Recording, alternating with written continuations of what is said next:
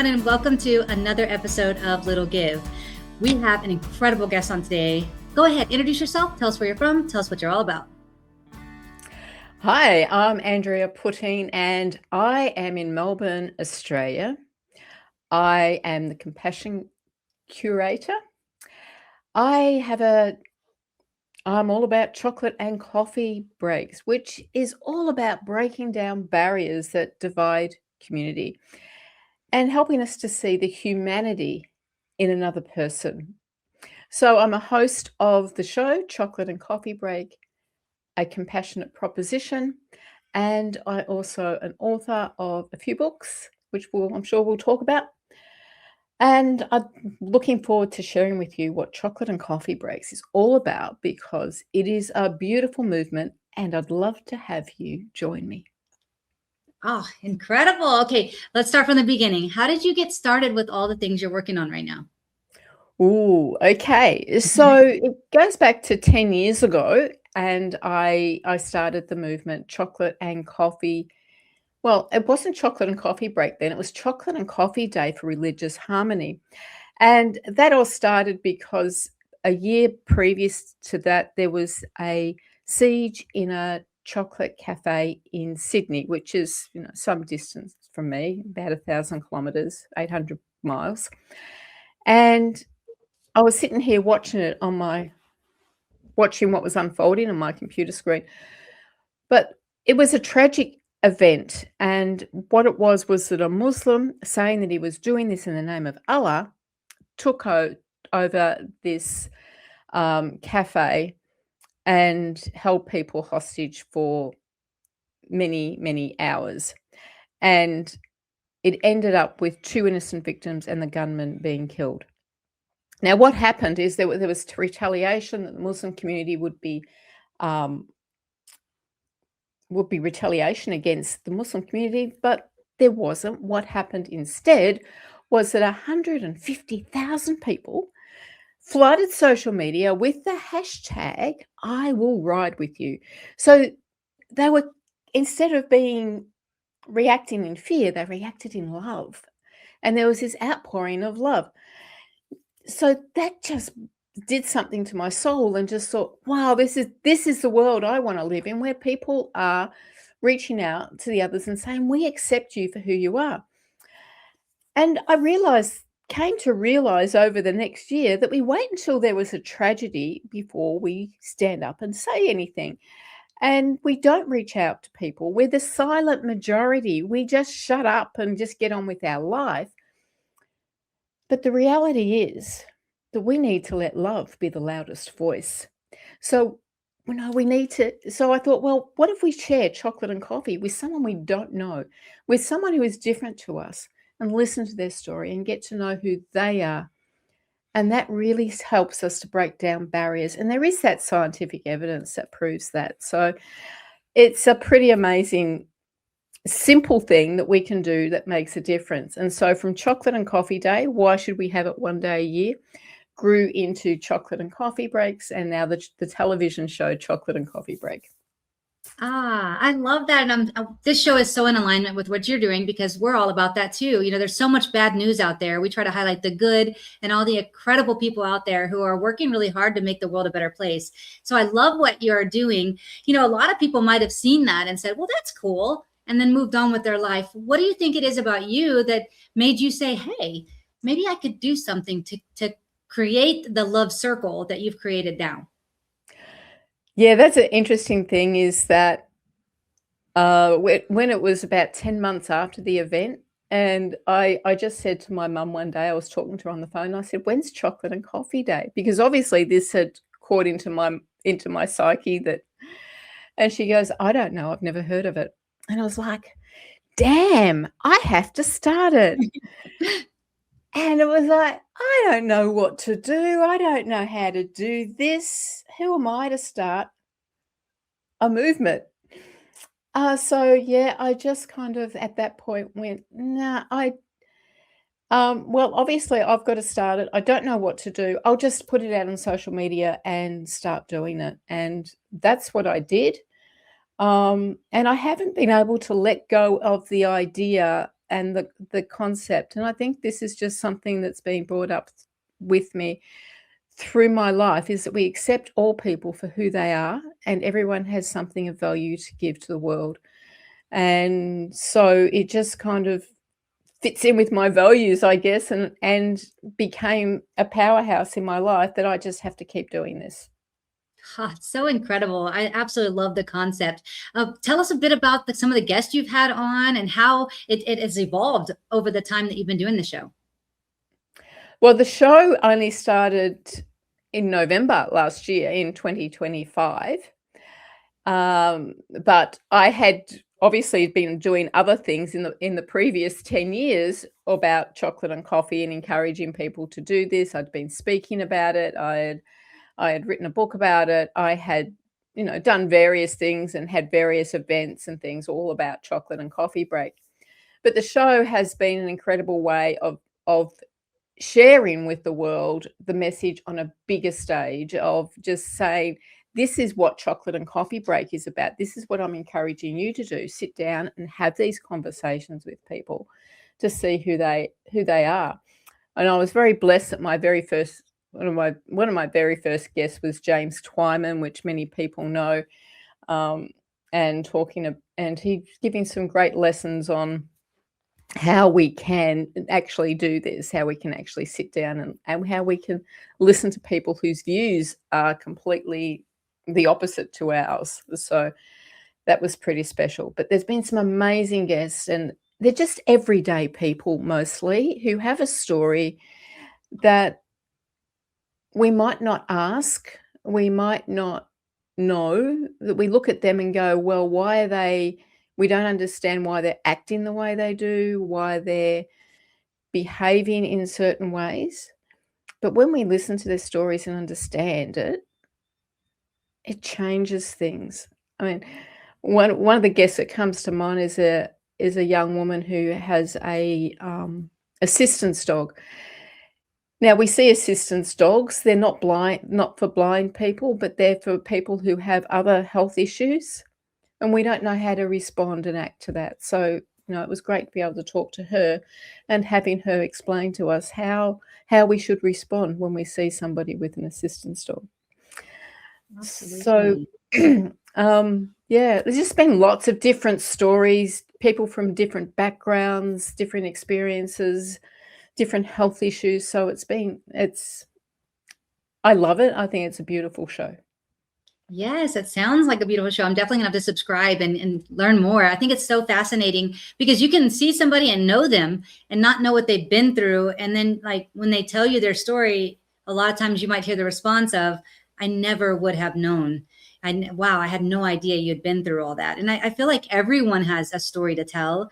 And it's so interesting and fascinating to see how people use those stories and take their pain and turn it into purpose and really help others with those. I'm sure you've seen a lot of that in your show as well. Absolutely. There are a lot of people who go, well, this has been an incredible experience and I've got through it. And then some don't necessarily mean to go out there and help people, but people ask them to help them with what we're doing, and they do that in various ways. Some it's coaching, some it's writing a book, some it's just being there with people, volunteering in organizations and movements, or even just responding to people over social media who have, joining those kind of groups and assisting along those lines. So it's just an incredible thing. And I just love to immerse myself in this because it's we get so much bad and horrible stuff happening that is flooding our social media, which is flooding the mainstream media. But let's look at this. Let's look at these wonderful things that people are doing in the world. It's pretty amazing, and it can fill our soul and our spirit that we can keep going when other things seem horrible. We can still see that there is so much beauty in the world. Hi, my name is Justin Clark, and I'm the president of the board of directors for Driving Single Parents, a 501c3 nonprofit serving the citizens of San Antonio and Bexar County, Texas. I'm here today to tell you a little bit about the great work that our organization is doing for the citizens of San Antonio. What you're about to see is just a few photos and videos of the way that we're changing lives for single parents in and around San Antonio, Texas. Our first giveaway took place in April of 2017, just one short month after the formation of our organization. John, a Bexar County resident, was the victim of a horrible drunk driver incident. He and his daughter survived the crash, and we were so proud to give our first car to this deserving family. Fast forward to 2020, a very difficult year for nonprofits. We were able to secure 4 vehicles for single parents in need. Our organization, including our board of directors, list of partners, and portfolio of people we've been able to help in San Antonio, continues to grow, and it's all thanks to donors and local community organizations that have helped us along the way. This giveaway took place in 2021 and shows that we continue to help single parents even after the struggles brought about by COVID-19. Because of limited funds and the overwhelming need, we at Driving Single Parents are incredibly selective with the people we help. Some are victims of domestic violence. Others had a spouse pass away tragically or otherwise fell on hard times. These single parents show adversity in the face of challenge and aren't looking for a handout. We offer a hand up and help get them back in the driver's seat. Many of the single parents we help go on to graduate college, get promotions, get married, mentor others, and some have even been so touched by the gift we gave them that they have decided to join our board of directors to pay it forward and ensure the continued growth of our organization. If you would like to help our organization continue to grow and continue to help single parents in need in San Antonio, Texas, and Bexar County, Texas, we would really appreciate your support. Please visit us online at www.drivingsingleparents.org. Thank you. Absolutely. And like you mentioned, flooding our social media, flooding our news stations, flooding everywhere, all this negativity. And all of that is really just flooding our minds with all of that negativity and the weight of the world. And a lot of times there's so many things that are being shared. There's nothing you can do about it but worry and feel afraid. And so I love the fact that you're doing this work where you're showcasing all the amazing stories that people can listen and say, you know what, if they could do it, I could do it. And wow, they've gone through that. Wow, like I feel hope and I feel love and I feel happiness. And I think if we could flood everybody's mind with that kind of content, our world would be a much better place. Absolutely. I think it makes a big difference. And to me, a lot of it is also about helping people to feel seen. So that is such an important thing. So if somebody watches an episode, so there's kind of like these 2 different ways of it. If someone watches an episode and someone's been through a story like they have, they feel seen, that validates them in some way. But then the people who haven't been through that experience have been enlightened and helps them to see somebody in a new light. So it can be very powerful. I believe what I'm doing is a very powerful thing. And it's so simple, which is just something beautiful. Conversations over chocolate and coffee are just so simple that anyone can do this. And that's what I like to encourage. Is the whole reason I do the show is to encourage other people just to go, well, hey, if I listen to somebody's story, maybe I can see something different in them than what I thought. Maybe I might understand them a little bit better. I love it. I love the vision. I also know you're an author. Why don't you talk to us a bit about your books and your author journey and how you decided to go on the path you went with the books? Yes, well, I've written a few books. I had written a book previously with a co-author, but then he died not long after, so it kind of got shelved. But anyway, what happened is that I looked at what I was doing with chocolate and coffee breaks and what it meant to me and how exciting it was for me on an everyday basis. And that's the book about chocolate and coffee break. But which gives just a guide on how to have a chocolate and coffee break. But the whole authoring thing came from, so I could see what was happening with me with chocolate and coffee breaks and how important it was for me to have a social mission. What did that mean to me? How did it change my life? And that sent me into I started a podcast called Social Mission Revolution, where I talked to people who were doing incredible things in the world and how that had changed their lives and their business. And so then that led me into writing books on that topic, Compassionate Prosperity, When Success is Not Enough, which I wrote on the business side of it from business people I had spoken to. And then I wrote alongside that, Compassionate Purpose, Discovering a Life of Fulfillment, which is all about individuals and how to find your compassionate purpose where you can make a difference.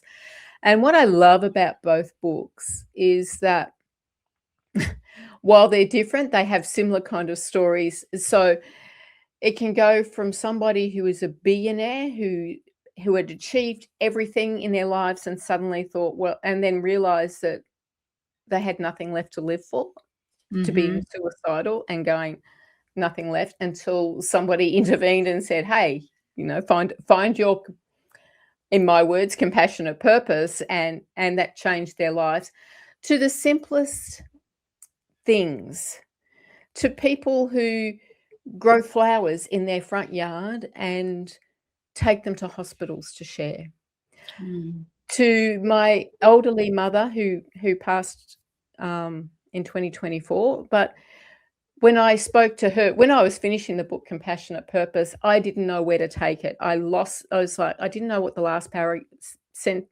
chapter was going to be. So I went and spoke to my mum, and I asked her about social mission and what was important in the world. And here she was at the time, 85, I think, and she was struggling. She had a little walker and she couldn't walk very far, but she could walk down to the local shop, which was a couple of minutes away. And we talked about it. And for her social mission was that she would stop and talk to people who she felt needed someone to listen to them. And she would do that wherever she went. If she was in hospital, she would go, and as soon as she was able, she would walk around a hospital ward and talk to people who were lonely. And when she went into a home, into a aged care home, she would find ways to go and talk to people who didn't have visitors and things like that. So that was her social mission. So what I'm saying here is it can go from the most powerful thing with millions of dollars to put behind it to the simplest thing that anyone at any time can do. So that's what Compassionate Prosperity and Compassionate Purpose is basically about, and has the guidelines of how to find your compassionate purpose. Hi, my name is Andrew Fraley, and I believe that sometimes we all need a little bit of help. If you're in the San Antonio community and you need some legal help, call me at 210-725-4658. I love that. That's just like such, like your mom was talking about, just talking to people who are lonely and might need a friend or just need someone to listen to them or have a conversation. That is so important. And I feel like it's so overlooked. And I know nowadays, we talked a minute ago about social media and all the things, but now everybody has the smartphone in their hand, and, they're either on the phone or they have their earbuds in, or they're walking, and they're basically trying to drown out everything else because this phone has become their entire world.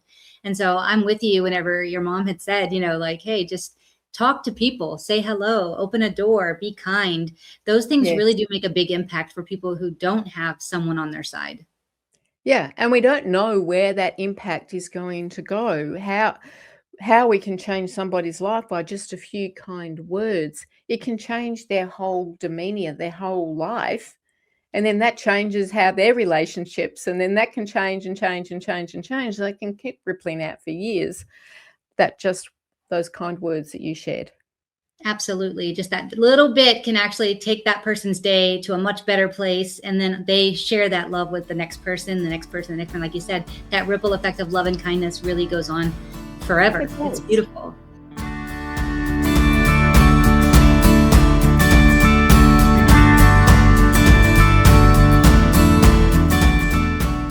give the audience an example of a little thing that they could do in their community that might just be a little give on their end, but might make a big impact on the other side? Well, what can they do? Well, I'm going to be self-promoting here a little bit, but share a chocolate and coffee with somebody. Now, this is simple. Anyone can do this. You reach out to somebody that you don't know and invite them to share in a chocolate and coffee. Now, there's a whole lot of reasons I use chocolate and coffee from the start, and that they are very powerful. But behind them is that simple thing is if we sit down and listen to somebody who is different to us, whose story we don't understand, it can open our minds and our hearts to something new. And it can mean so much to somebody. You can really change somebody's life by doing this. And I've had opportunities to do that where somebody has come back to me months later and say how much it's changed their life just because I sat and listened to their story and supported them through that. And anyone can do that. Yes, and I bet it also might change your life. Changing the other person's life is one thing, and seeing them in a different light, but them also seeing you in a different light. I mean, I think it could go both ways, right? It does. And whenever I sit and talk to somebody, it's just what it does for me is incredible. And that's one thing that I talk about in my books. I don't address it from go out and do good for the sake of doing good. It's when you go out and do something that's powerful, that's meaningful to somebody else. It fills your life. It fills your bucket. And if you're going out doing what is perceived to be good for the sake of doing it, and it's not filling your bucket, stop it. Yes. And there's one thing my mother used to say to me: if you don't enjoy doing it, don't do it. I love that philosophy. We only get one life. We need to live that life, helping others, but also enjoying the process. Yes, I don't know if she would have said that to me 30 years ago or 40, 50 years ago, but that was one thing she said to me, was saying to me in her final few years, that if you don't enjoy it, don't do it. I think that's great words of wisdom. What about, can you give the audience an example of a time in your life where somebody did something for you that might have just been a little give on their end, but really made an impact on you and in your life? Yes, what comes to mind is, I don't know why this comes to my mind, but I guess my mother's obviously in the room today. But it was only a few days before she passed, and I had gone back to the home to pick up something for her. And I came out and I was going to my car and it was wet and I slipped over. My feet just went from underneath me. And there were some gardeners who saw me. They were in the garden doing some work. They weren't, they were subcontractors and they came over and picked me up and sat with me in that moment. And it was a really hard moment at the time because everything just kind of flooded in because of what was happening. But just having someone pick me up and sit with me and make sure that I was okay, it just meant the world to me at that moment, that there was that kindness when I really, really needed it.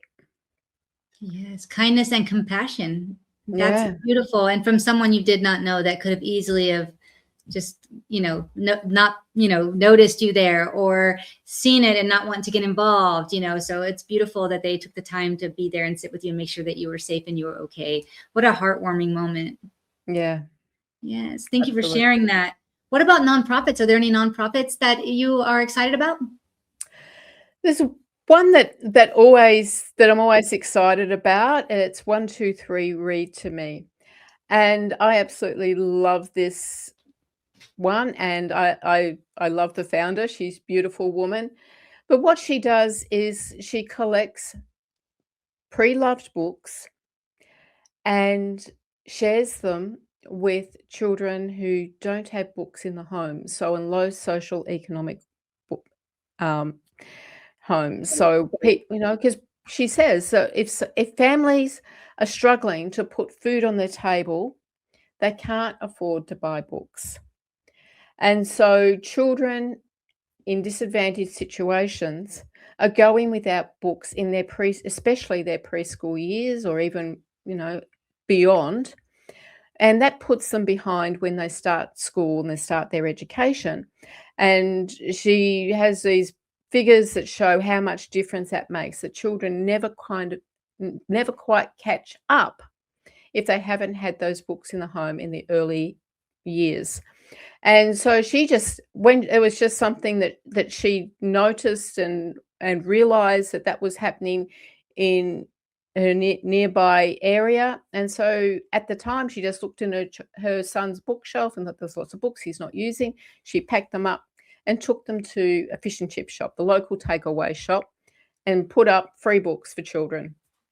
And from that simple movement, she has now given away over 1 million books. And she also provides books when there's things like bushfires and floods, and when children have lost everything. And she's also provided books for some schools who don't have libraries, which astounded me that schools don't have libraries. Or they're just starting up libraries and they're having trouble filling the shelves. She has provided books for them. So it's an incredible thing. And what it does for children is amazing, gives them that opportunity to read and explore and have those imagination that is so important as children are growing up. So it's we see these things, they're simple things, but they mean so much. Absolutely. And books, I mean, there's so much research to show like how incredible books are for kids, and how much they really, really matter, and how reading to your child really matters, and children reading out loud matters. I mean, there's just so many different things revolving around books and how important they are. So that's amazing that she has found those communities that need the books and found ways to get them those. That's incredible. What a beautiful nonprofit. Yes, it is. It is beautiful. I love that people come on the show and they bring us new nonprofits every week that we haven't heard of. I mean, you would think after 3 years, we would have heard of all the nonprofits, but no, we hear new ones all the time, including this one. So thank you very much for sharing that. Can you tell the audience where they can get to know more about you and all you do, get those books, watch your show, give us all the details? Oh, okay. Well, they can jump onto my website. So I have a few, but they can go to chocolateandcoffeebreak.com, which is where they can find out all about what Chocolate and Coffee Break is about, and links to the show, links to, they can get the book there, the Brewing Compassion, where they can find out more about Chocolate and Coffee Break and how they can get involved in having a chocolate and coffee break. So Chocolate and Coffee Break, they can go to I have andreaputting.com.au, which is about me and has a whole lot of articles and things that I've done, and about my books as well. So my books are available on Amazon if they want to jump on there. And of course, they can watch my show, Chocolate and Coffee Break. So there's my books. So on YouTube, they can watch it on YouTube, or if they're in Houston or Austin, it's on community TV there, which they can find out the links on the website. Beautiful. Well, thank you so much for being on today and sharing with us. You've shared so many amazing, incredible things today. I'm so grateful. I know the audience is absolutely loving this. Thank you for being on. And for everyone who's out there watching, please do go to her websites, find out more, get those books, get involved, listen to her podcast, listen to the show. You're absolutely going to love it. If that nonprofit really spoke to you, go to their website, find out more. And if it's something you're passionate about, go make a donation. $1 or $5 multiplied by the many people who are watching this episode today will truly make a big difference to this nonprofit. Thank you again so much for being on today, and we will see you all again next week.